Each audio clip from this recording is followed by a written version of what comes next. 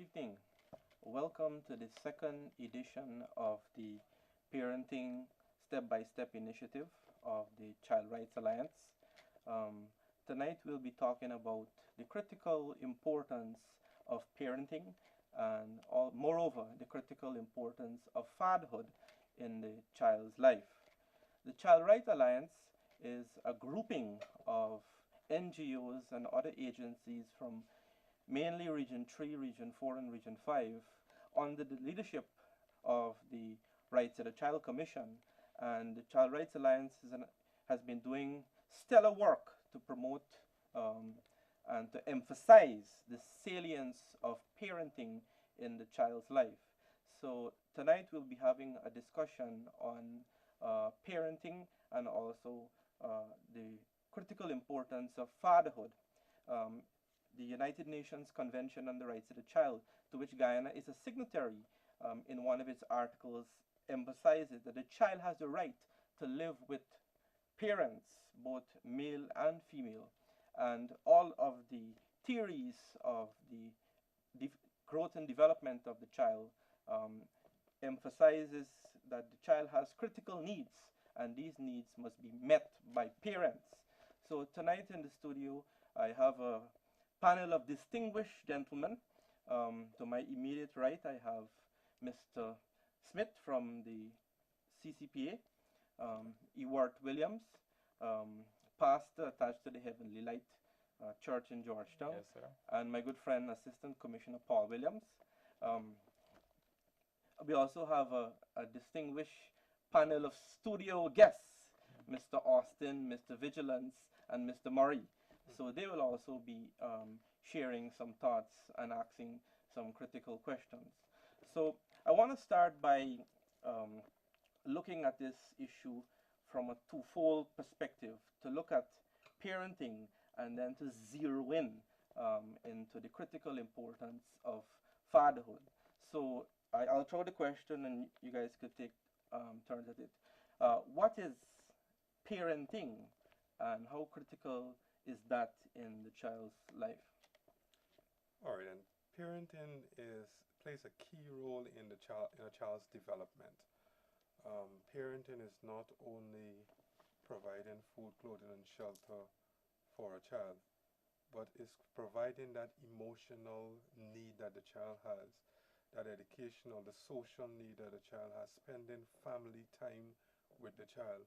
And that and other things encompasses the whole idea of parenting, of being a child's parent, not a child's visitor, who is there when I need something, but who is there to lend that support, that emotional, physical, spiritual support, physical support that that child needs in order to grow and develop and reach his or her full potential.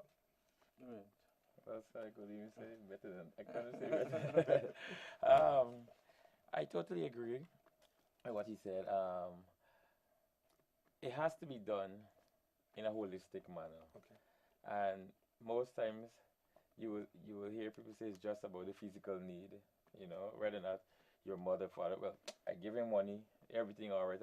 I give her money, I've met that need. No, but it's a holistic approach, which I believe both, whether or not it's the emotional need, whether or not it's the spiritual need, whatever, the parents are there for that. We're not saying that they will be able to cover every single need, but the important thing is lending support.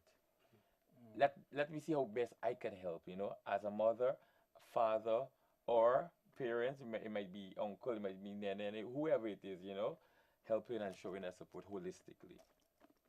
Yeah. Okay, I'm Mark. Good night. Thank you for having me here. I will see parenting simple is a partnership with purpose. Right. Because the reason why I say that, it simply means that the word purpose stated that with that focus, both parties must know when to ease, when to press, Mm. when one falls short, who take up the slack, Correct. and those things and so on. Because many times, in parenting, it may not always be focused in terms of the positive. Mhm. There will be some negative aspect. Mhm. And negative can bring about good too. So that's why I use the word purpose. because based upon the situation, the circumstance that presents itself, it simply means you, as a parent, must know how to kick in and how to make things work positively for the child upbringing. And what I love about it is the word you use, partnership, which means that I alone can't do it. You know, Correct. You alone can't do it. But together, we're able now to give support in whatever those needs is. Because sometimes I know just a few months or weeks ago, I heard a young lady right in the Albrighton community saying, well, I ain't got get man. I doing the best I could and I alright, you understand? And she thought that because she would have done X and brought a child up to a point or a level, and the child is okay according to her eyes, all is well. So she don't need any other help anyway. She is good and that person is good. So when I approached the child and I asked, I said, you think mommy's doing a good job? Yes, mommy is doing a good job, but mommy can do better, especially if maybe I had a father. So even the child recognizes that mommy can only do so much and no more. But if we will have both parties and or whoever else, because when we look at parenting in Guyana, it could be a granny bringing up the child, it could be an auntie, it could be somebody, you understand, some close family member, whatever. But once we do it in partnership together, we're able now to bring out the best. But Yeah, allow me for to us, piggyback on Yeah. parenting with a purpose. Like was said, it doesn't always reflect a positive output, but sometimes it can, even though the parents might not be together, they can still parent. Um, Putting the child's interest first, and oftentimes, sometimes when I interact with parents, the child's interest is not the main focus in the relationship. It's more about my needs and your needs. And at the end of the day, the child is the one who suffers, right? The child is the one who lacks the support. The child is the one who gets that go through that emotional trauma. So parenting with a purpose, our purpose is supposed to be the child, right? Even though we have our differences, we come together and we coordinate, we collaborate when it comes to looking into the interests of the child, right? And that is what parenting, even though we're not seeing eye to eye, Yeah. when it comes to our children, we're going to maintain that focus. We're going to allow decisions not to be influenced by our selfish endeavors, but the interests of the child. Lovely.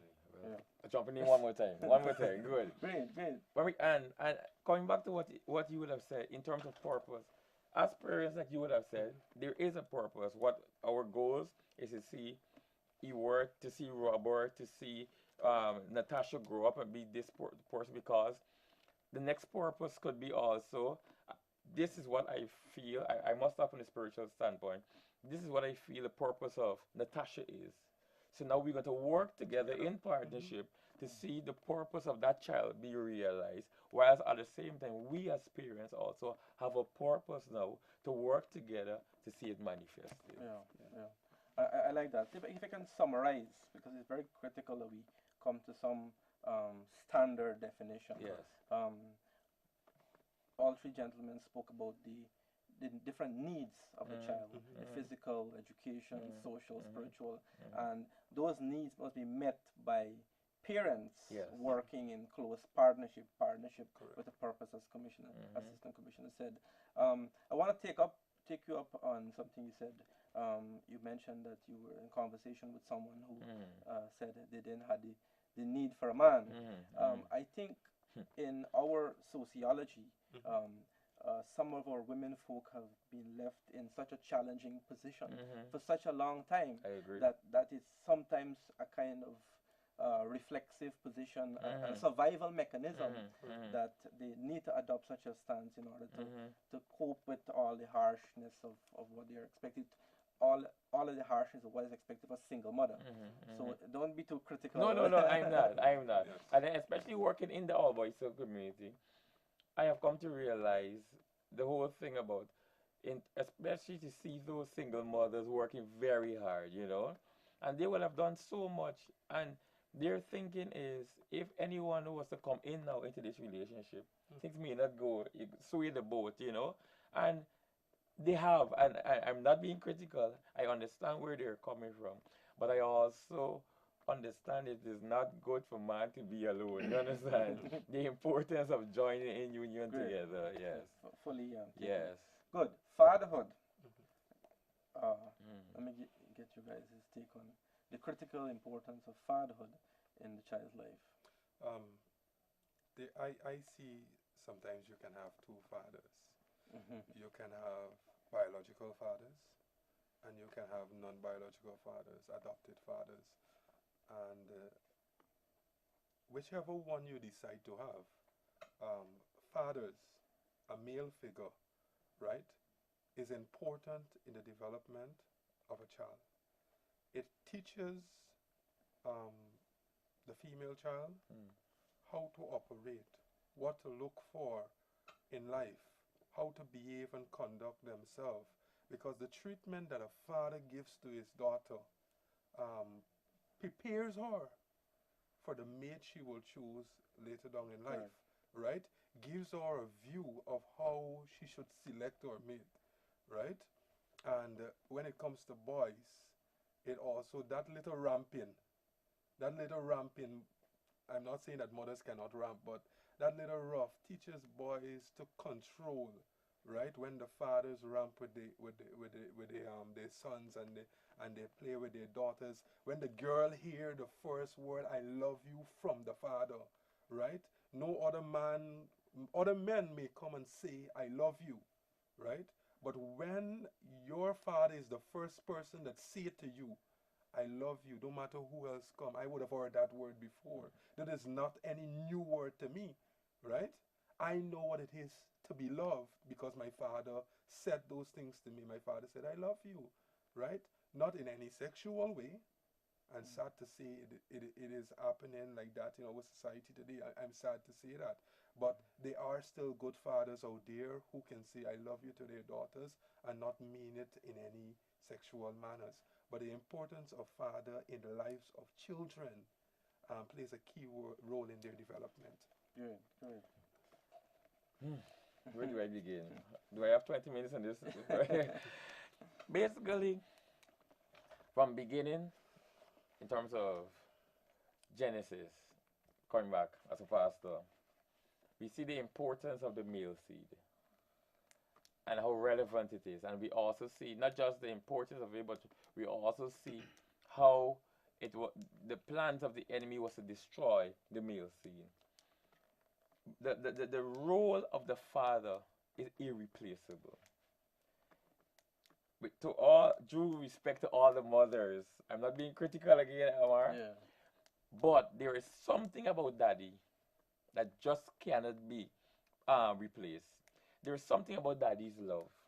There is something about the support that he does. There's something about it doesn't matter if mommy might be the world's strongest woman. I feel secure with daddy. You Yes. understand? There's something about the security that he brings. In terms of the man being in the home, it brings stability. Stability, whether or not it's support financially, whether or not emotional support, it balances the home. So we see it brings a balance. So we see the importance of the woman in the house, God bless them, but we also see the importance Certainly. of the man in the home. And when we go throughout, especially not just all boys song, but what we call those areas in Guyana, whether that is Agricola, all boys tongue, Tiger Bay, and these areas, and we see the woman doing so much that she can do. But also, if we go switch to the part whereby we go into the homes whereby there's mommy and there is daddy, you recognize that girl, that boy looks up to daddy because of what he brings. There is something that a man brings that a woman cannot bring. You understand? So I believe that from the beginning, there's a reason why God would have established and said, here, man and woman. You understand? And the importance of man, because if man don't play his role, it takes away from the stability in the home. But once the woman is playing her role and the man together, I believe Yeah. you will see the difference. But Powerful. it's critical. Well, Mhm. in terms of looking at aspect of father. Long I've learned to distinguish between a father and a daddy. Wow. Okay, Mm. a daddy is someone who I consider temporal, but a father is someone who's permanent. Mm. A father remains focused. He's adaptable to any situation and realize that here I don't have to run. I have to stay because my family is utmost. More so, my children. Mm. Because I don't want them to really go through what I went through. Mm. And I always see them as getting better, better, Mm. and better. Mhm. He must be teachable. You Right. understand me? He was someone who would be a role model. Mm. Understand me? And he must be someone who's reliable. Mm. Because many a times we do things as father, but then we're not of our word. Mm. We're not reliable.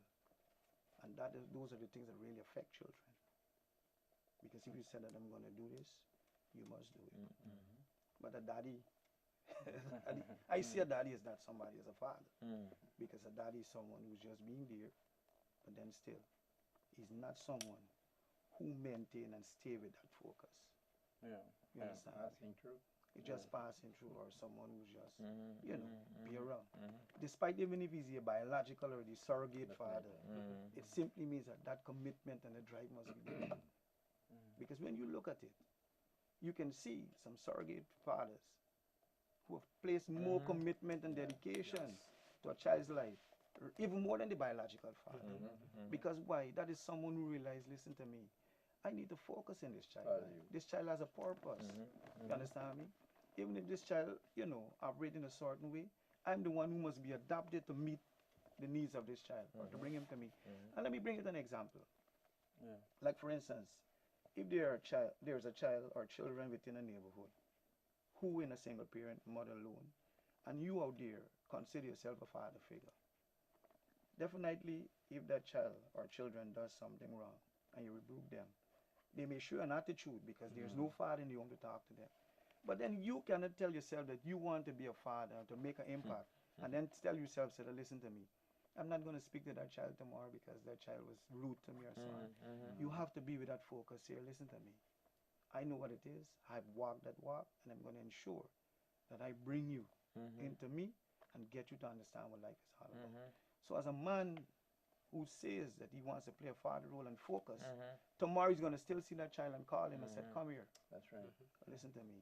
That's right. I know you're a little upset, but what I spoke to you about yesterday is because of your own good, and you need to understand that. So you're my friend, or you're my son, you're my child. Hug that child and let them know that, listen to me, despite of your attitude or your disposition, I'm still there for you because there is something in you. I love Yeah. that. Love that. And to add to it, the important role of a father. Um, and that's why I said there's two types of father or fathers. There is the biological and the adopted. Um, there's a lot of single parent homes out there, and so children's biological father is not there to sit in, but then the community, the church, plays a role in fathering the fatherless at that point, right? When we take the responsibility to counsel children. I had a friend who was asking me, oftentimes when she goes to church, the children will go into the play area, and sometimes those children who have fathers at the church, will interact with their fathers in the play group.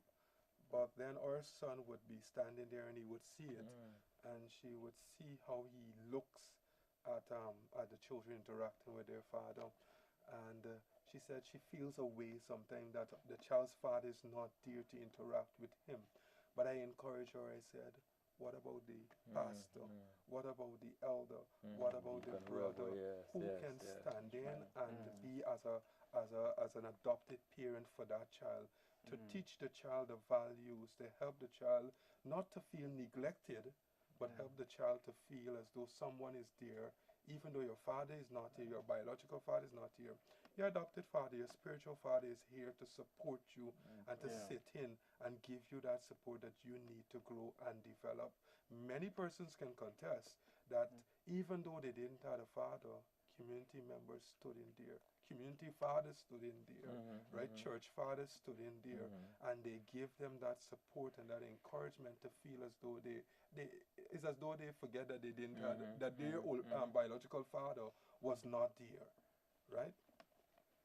You know, Love that. the thing is that my view is that when you decide to take that role as a father, or even generally as it relates to parenting,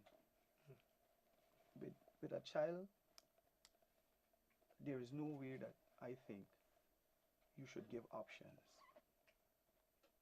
because I will be flexible, but I'm not giving options because I know what is right for you and I know the path that you should go. When you say options, what do you mean? Because people say, oh, leave that child, man. I'm not going to really kill myself or worry over him or her, you know.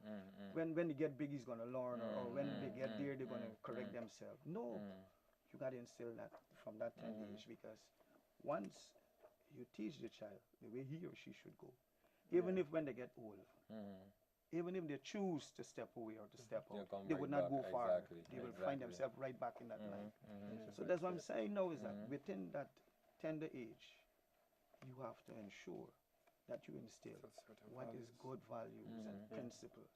Because we got to understand this, you know. Everybody will try as much as possible to do some aspect of parenting, but then we have to see in terms of what impact that type of parenting is going to bring into that child. Because we cannot tell somebody in a criminal environment they're not doing parenting, because that's what they know. That is Yeah. what they're accustomed to. That's their culture, that's their way of life. You understand me? But then we have to ensure that we get them to understand that, listen to me, Yeah. that is not the right way. This is the right way. Because Yeah. sometimes when you go into other neighborhoods or you go into certain places and you want to really come against certain culture, there's where you're going to meet with the challenges. Because they will say, listen to me, this is what we know. This is how we live. This is how we grow. So you can't come and tell us that this isn't good for us. But then when you go in there or you trying, you have to let them know that, listen to me, yeah, this is what you know, but this is not what you're exposed to. This is what life really ought to be. Yeah. And this got to come through education. And I said, listen to me, this is what life. So there's where now, just as my colleague said earlier, there's where now you need the partners within the community to come in. Because you have the church, you have the school, you have the scouts, you have the play groups, you have the, you know, the different organizations and so on. They are now responsible to create that impact. Because let me give you an example with the Guyana Police Force. 1992, Yeah. when we embark upon building a partnership with Tiger Bay, we have made that impact through the children. And because of our engagement with the children, it was very challenging from the outset. But with our engagement with those children, bringing them to the sports club, teaching them craft and different things and so on, and even had a feeding program for them, it still goes on. What we found out of it is that from the start, we were sending a 15-seat minibus. You only have like about 6 or 7 children. But when the others see in terms of what they learned, the impact in terms of when they're coming back home with stuff and these things and the craft and so on, others decide, so whether their parents didn't want them to go or not, they're going. Get away. Yeah. And that is where we have established that relationship, and to the extent whereby persons would have grown to be adults and eventually become member of the Guyana Police Force. And that of itself create a rippling effect, because when they go back into the community and show that, listen to me, with that engagement, we are somebody. So when you look at it and you're going to get into the environment, you will meet with cultural challenges, social challenges. But then, as I said from the outset, you have to be focused and ready and willing to adapt I love to that. bring about I like that. positive out of I it. like that. And you see, what you said earlier, to piggyback even on the teachable aspect, lack of knowledge, my people perish. A man or a woman going back to parenting may only know this. But if they are willing to be taught, you understand? Yeah. This is X or this is Y, you understand? It encourages or it helps parenting. Correct. This is why flexibility is very important. That's one of the things we see, especially in some areas, we hear there's mommy role and there is daddy role, meaning daddy don't wash dishes, you understand? This mommy thing. Daddy does X, you understand? But as parents, what is very important that once we in a position, we must be able to be flexible as parents, so that even the children will see coming up, that there were times, even though yes, it may seem per se, it was mommy's role to wash. There were times daddy stepped in and did Yeah. X or daddy did sub. You understand? Yeah. So this whole thing about being able to, because just like Assistant Commissioner would have said, you might be in a system whereby all you knew was X according to Y, whether that is a prison system or wherever. This is what it was. But once you step out, it doesn't matter what system, you must be able to be taught, Yeah. flexible, teachable. Okay, this is my style that I knew before, but now, especially as parents, I need to adapt certain things. Sometimes you hear kids in all boys songs say if we say, let's say we have a setting and we say love you guys. Love you? He's a man telling me he love you, you understand? Daddy never tell me that. Like something happens, like he's an auntie, you understand? Good. Yeah. And you'll hear these things, right? Because he was never taught in the home. Daddy was always looked as the hard man, you understand? Yeah. They love you and so on. It was mommy had to say it, So teachable is very important. I want to, at this juncture, bring in our studio audience. Gentlemen, Do we have to, man? you guys are parents. Any thoughts on the role of the father? How important is it? Well, as what Milton said earlier, rightfully, we should love.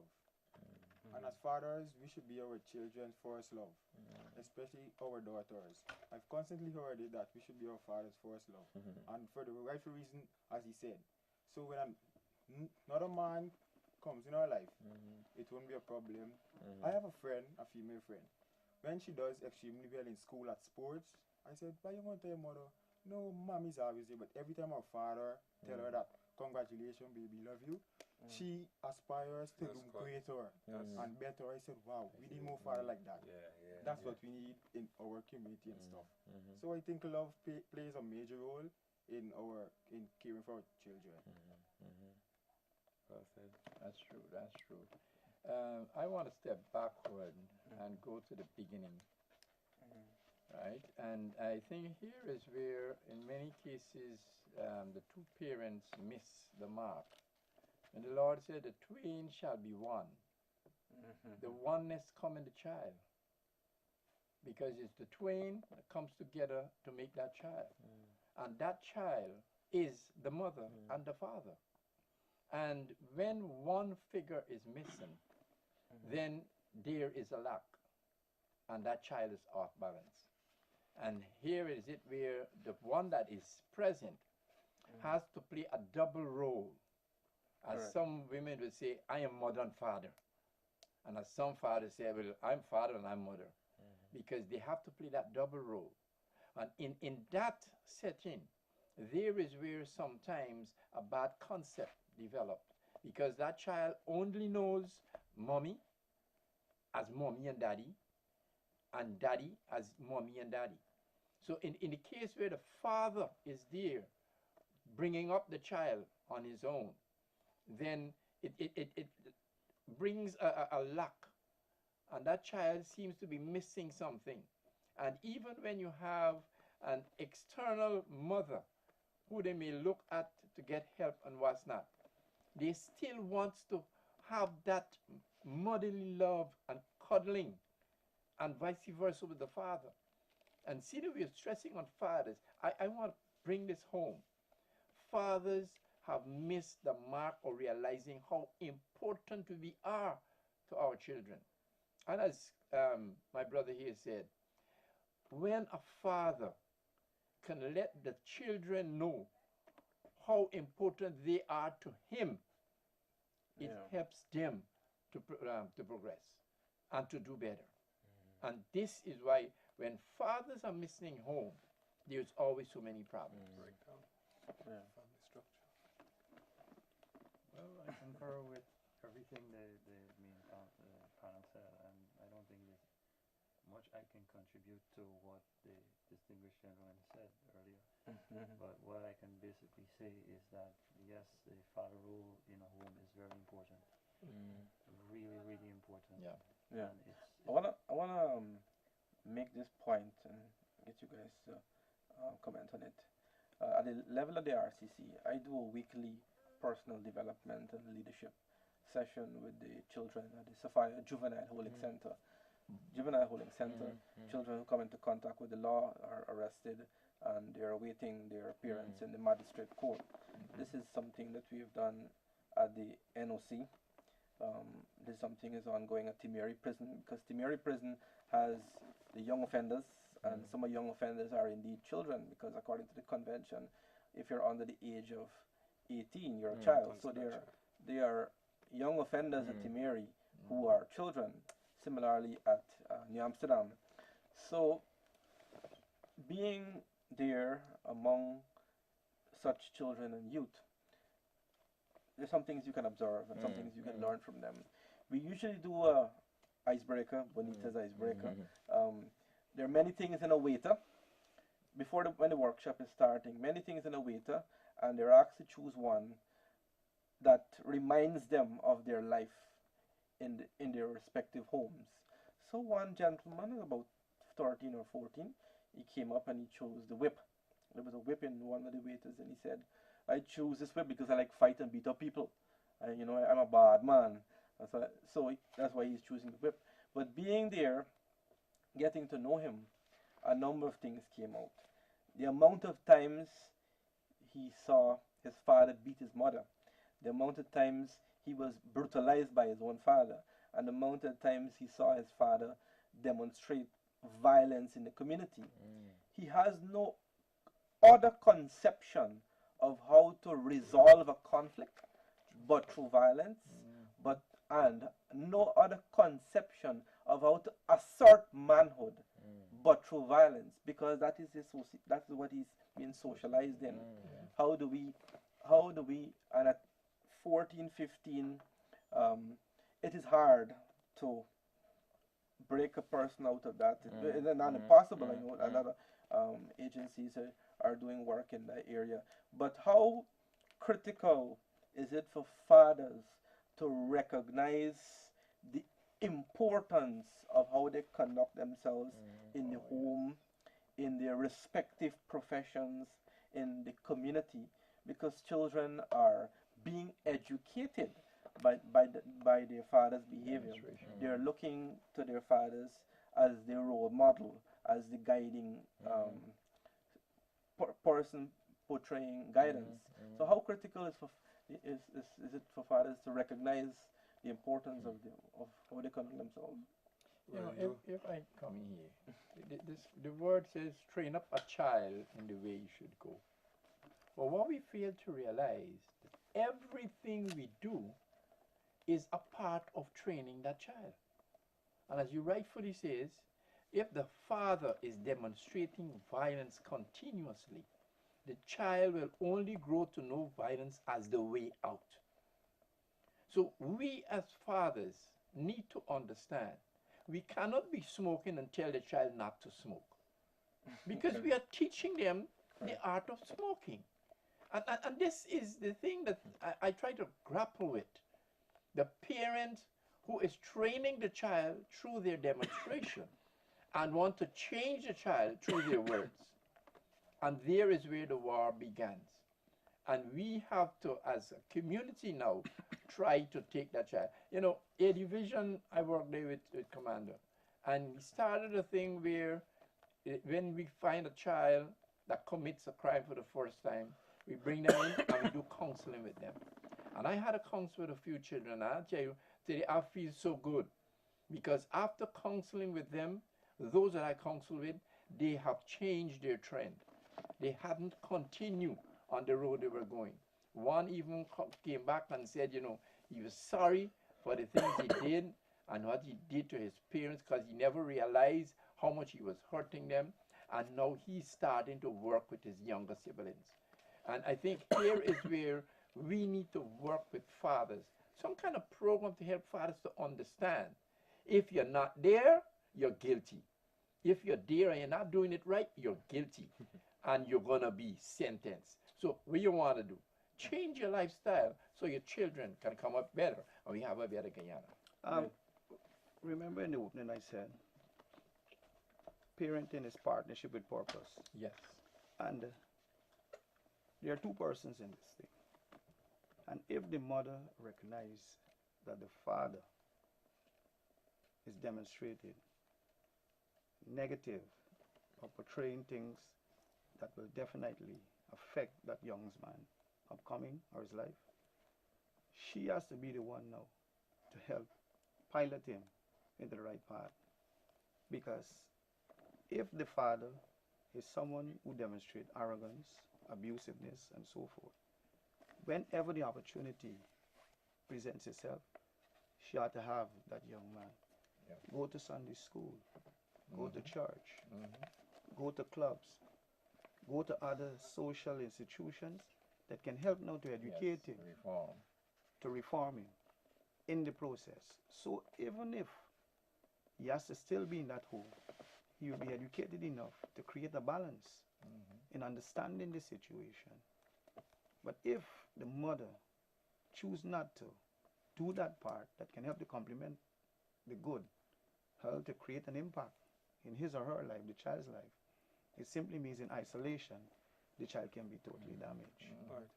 So that is what now I want to say to parenting, or both parents. If one recognize that definitely this is the one who's strong, and the one who's strong is the one who are causing bad habits or bad things to be adopted or incorporated into the child's being, you know on the other side have to seek the opportunity to have that child now to go to the right institution and places where he or she can be educated. Because when you goes to the church, you goes to other social institutions and these things, education will tell you, said, listen to me, you're going to see this happening, you're going to see that.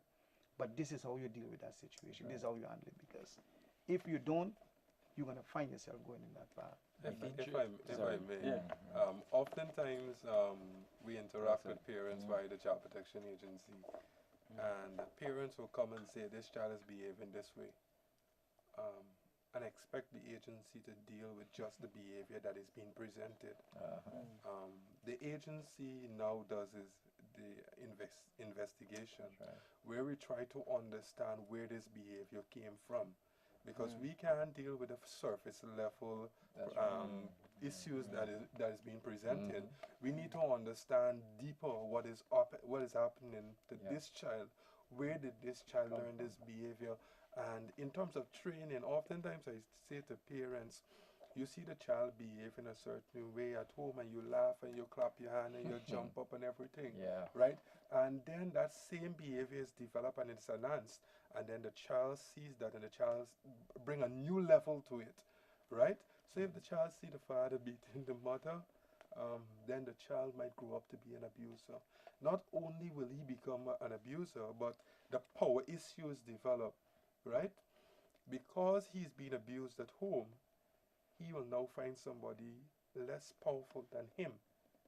And it might be your child, my child attending that school. That's right. Right? And he will now seek someone who he can now have control over.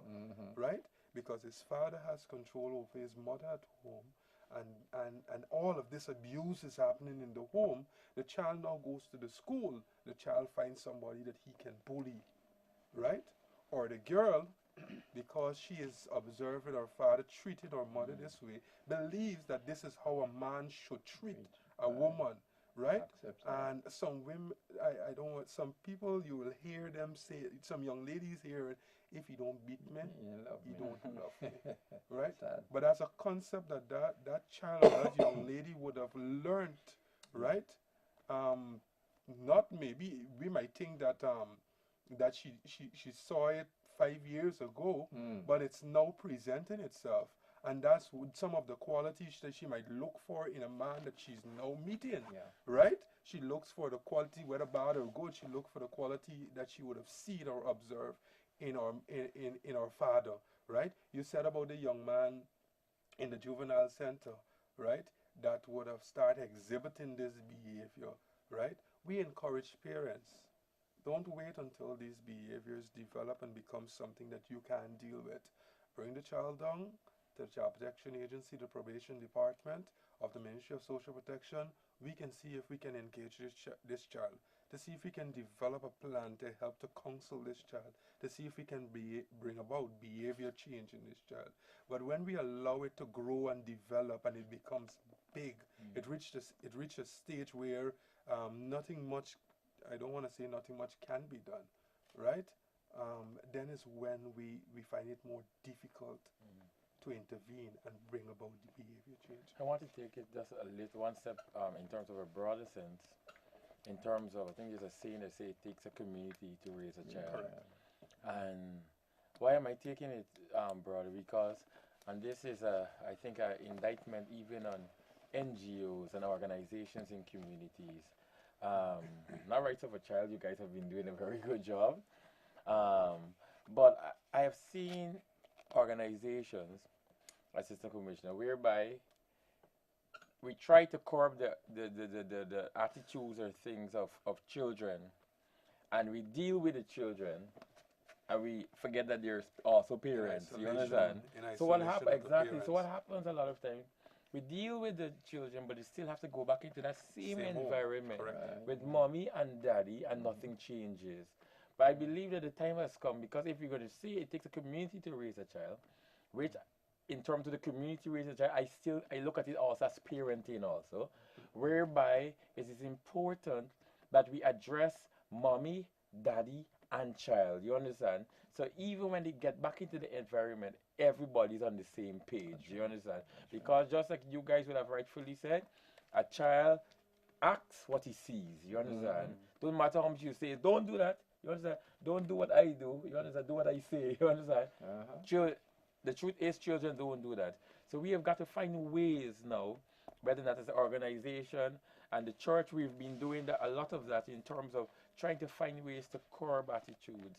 That is why you would have heard them saying the church plays a greater role, because, mind you, a child is only home for a few hours during the day. When he leaves, how long is he in school? 8 hours. About 8 hours in school.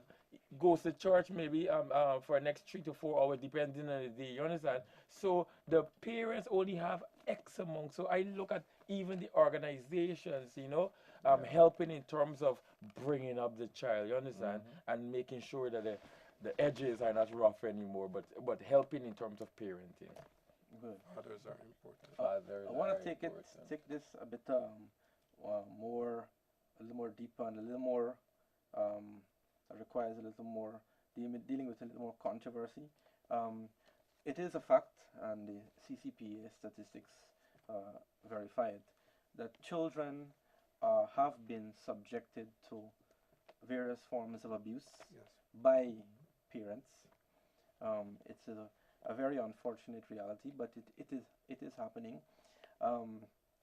Looking into the consequences of this is something that RCC has been studying, and the science is there to show that a child subjected to years and years of abusive behavior by parents and other critical stakeholders, it has an effect on the part of the brain that deals with executive functioning, executive decision making. So those critical components of our behavior that requires the brain to develop, children subjected to years and years of abuse, it has that negative effect on their critical decision making. And I see that at Timehri prison. There are young men walking around the prison pretending they have a firearm in their hands. They don't have anything in their hands, but they just walking around like this, like they have a firearm. And so it shows, it verifies what we've been researching, that executive decision making, critical analysis, the inclination to violence and aggressive behavior, it's not something that comes out of thin air. It comes from somewhere. And we have found that children who have been subjected to this kind of treatment, they are the ones who are most likely. Let me ask you a question. Now we're talking about here. I just want to be very clear because before I answer, we're not talking about in terms of flogging the child and so on. We're No. not going to No, talk no. about, okay, We're not just talking want to about okay. Okay. discipline. Okay. We're Okay. talking about sexual Oh, abuse, okay. I got you. I got you. I brutalization, got you. excessive Okay. corporal Excessive. Okay. punishment, and all of Okay. that. Okay. Also, the child witnessing conflict and violence among parents. At your agency level, I know you can speak for your church. What's happening to address or to deal with the scourge of sexual and other abuse of children? Well, at our level, basically, we have programs that are geared to address these issues. Because we believe, you will always hear me say church without walls, because I believe that God would have set us up to deal with issues in communities.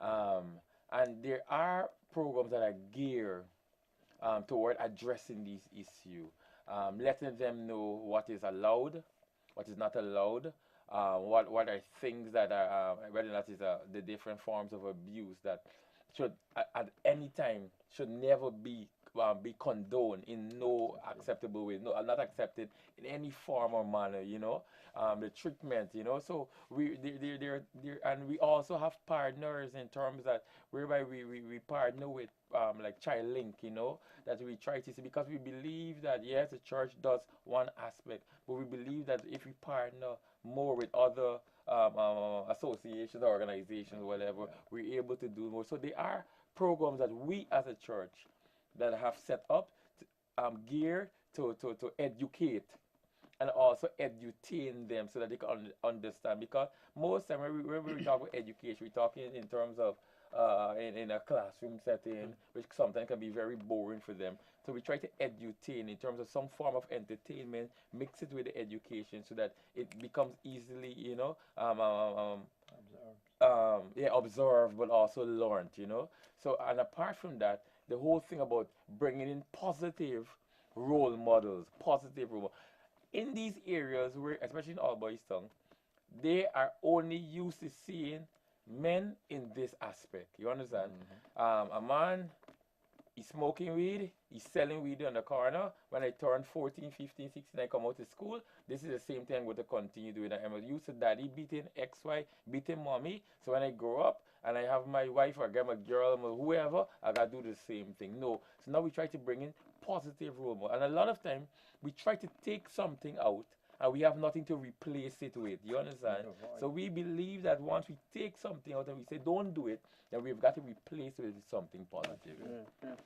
I know that's your mandate. Yeah, and the CPA, Child Care and Protection Agency, I know many persons may say that the agency would have, through the laws, would have established, as it relates to corporal punishment, right? The agency not only teaches children their rights, well, we enforce responsibility.